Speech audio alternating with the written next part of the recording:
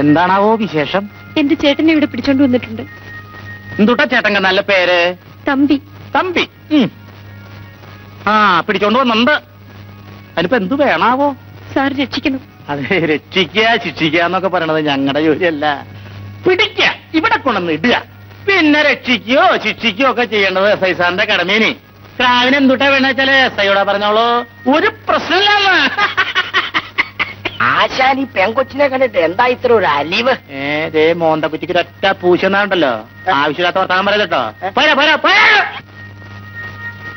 വ്യാകുല മാതാവിന്റെ മുഖമാണ് ഈ കുട്ടിക്ക്. മാതാവിന്റെ മുഖം കണ്ടാ പിന്നെ എനിക്ക് സഹിക്കാൻ പറ്റില്ല. എന്റെ മാതാവേ, ഞാനാകെ അപ്സെറ്റ് ആവട്ടോ. വാ കൊച്ചേ, നിനക്ക് നിന്റെ ചേട്ടനെ കണ്ടേ? ഒരു പ്രശ്നമല്ല കേട്ടോ, വന്നോളൂ. ഒരു പ്രശ്നമല്ല, വന്നോളൂ. ഇത് പോലീസ് സ്റ്റേഷന്.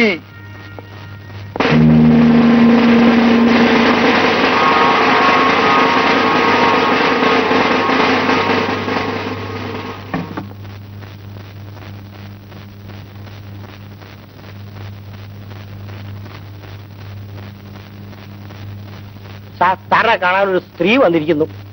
വരാൻ പറയൂ.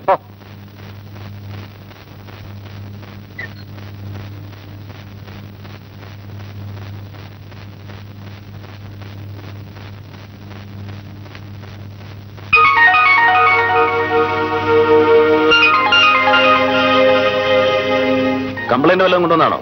അല്ല. ഞാൻ വിചാരിച്ചു ആ ബൈക്കുകാരന്റെ പേരിൽ വല്ല കംപ്ലൈന്റ് എഴുതി കൊണ്ടുവന്നാണെന്ന്. ക്ഷമിക്കണം സർ, ഞാൻ ആണറിയാതെ എന്തൊക്കെയോ പറഞ്ഞു പോയി. അതിന് തെറ്റ് ചെയ്തത് ഞാനല്ലേ?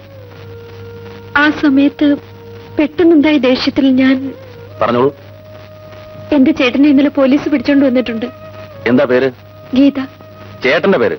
തമ്പി.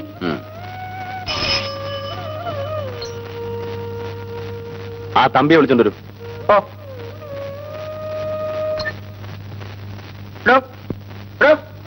തന്നെ ഇൻസ്പെക്ടർമാരെ വിളിക്കുന്നു.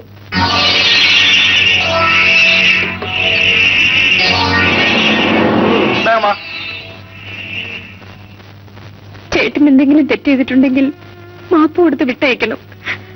സുഖമില്ലാതെ കിടക്കുന്ന അമ്മയും ഒരു അനിയത്തെയും മാത്രമേ ഞങ്ങൾക്കുള്ളൂ.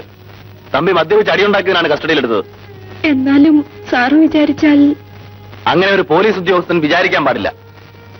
സാർ,